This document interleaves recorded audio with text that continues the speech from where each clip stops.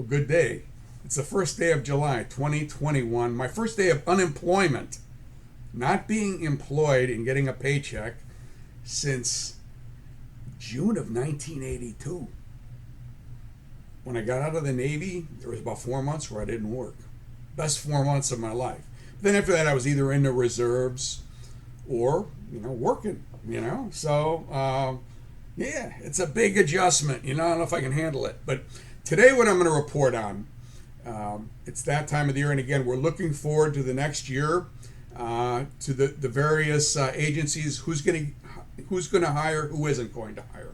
So this is what we're going to look at. What I'm going to look at is the House Appropriations Committee budget for Homeland Security. And then I'll do other agencies, but it's too much at once. So this one is going to be on Homeland Security, the House Appropriations Committee, which differs from what the president requested. But again, I think the House Appropriations Committee has a lot of say because, well, it's run by the Democratic Party, and so is kind of the Senate. So probably what they're going to say goes. So I'm going to put this on, and then I'm going to talk a little bit about it.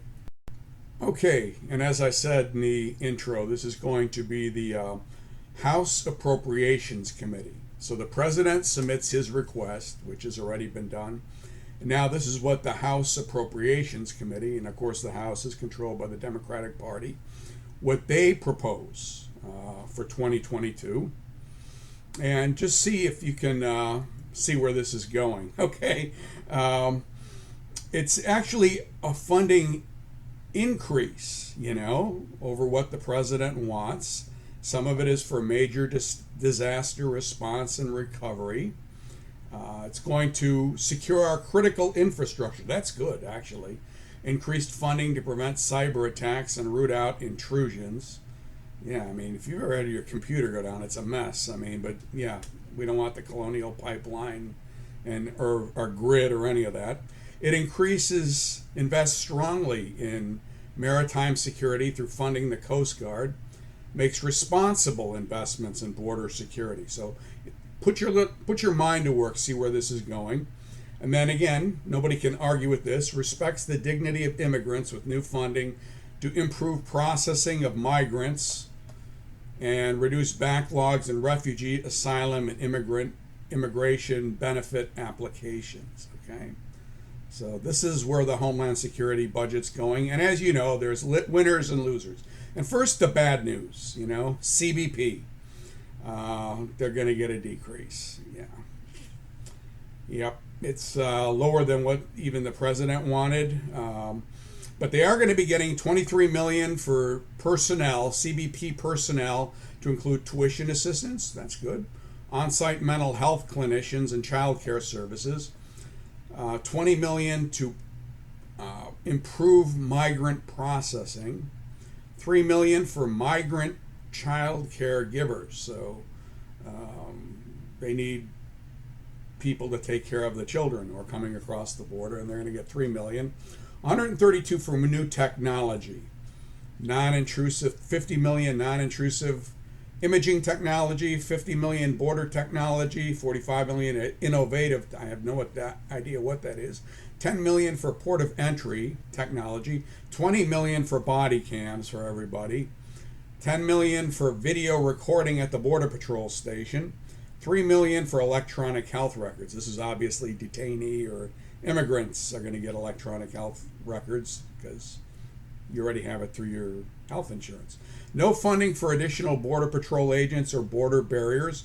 It rescinds $2.06 billion for border wall construction. Authorizes the use of up to $100 million from prior border barrier construction for mitigation activities, including land acquisition, and authorizes the transfer of funds to the Department of the Interior. So, and they're going to build more buildings. That's, the contractors need their money. They made their donations, and that's it. So CBP, overall, if you're looking for a job there, not a good thing right now. Okay, the next loser in the line, Immigration and Customs Enforcement, it's going down. Now, money is going up to a certain extent. There is going to be money going up for, let's see, 3.79 billion for civil immigration enforcement operations. Again, like I said, it's 331 million below, and it includes 2.46 billion for an average daily population of 28,500 adults in detention, including 10 million for the cost of increasing allowances to detainees who participate in the voluntary work program. So they're going to pay them to work, I guess. I don't know. 475 million to continue expanding alternatives to detention, and that is an increase over what the president wants. So they don't want people locked up. They want them not detained, and they've got alternatives to detention. I don't know what that means. It's GOK. God only knows, but they don't want them in jail, and they're going to give about $500 million to that.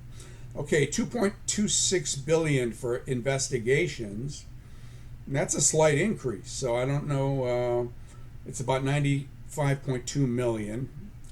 And then more money for to be administered by FEMA for non-custodial community-based shelter grants for immigration processing and case management services for migrants. Okay.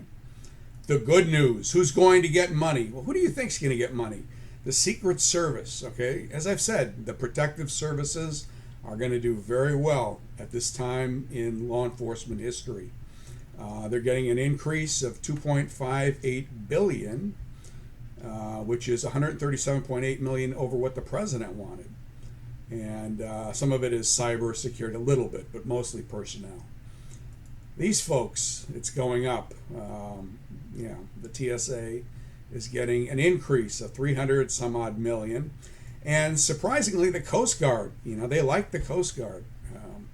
I don't know, I think the wall, cutting the funding on that, not such a good idea. I mean, this is a clip from several months ago. Vehicle, they cut a hole in the wall. Hopefully that's been fixed anyway, but it was a vehicle full of people who weren't, had come in unlawfully, human trafficking, and horrific accident. To fix the hole in the fence because the money to do it is going away. But again, as you saw, protective services, the Secret Service budget went up, the TSA went up. As you will see, the Capitol Police budget's going way up. But again, your border protection, drug law enforcement, marshals, the FBI will go up. The FBI will always go up. They'll find a way to go up. But that's just the state of law enforcement right now. But as I said before, they don't skimp on their security, their personal security, or that of their families, and I don't blame them, but that's where the positions are going to be, and they're not going to be as much in the bread and butter, drug law enforcement, border protection, immigration and customs enforcement, things that you would expect the federal government to be doing. Not so much. They're going to be doing more protecting of themselves, the Capitol Police, Secret Service, whatnot, and then cuts in a lot of other areas. So hopefully it's not been too depressing. Hopefully it's at least been informative, which is what I'm trying to do. And thank you so much for watching the videos. My next one, as soon as I get some more information on the next budget outlook, based on what the committee has put out, I'll do a report on that. So thank you for watching, and you have a great day.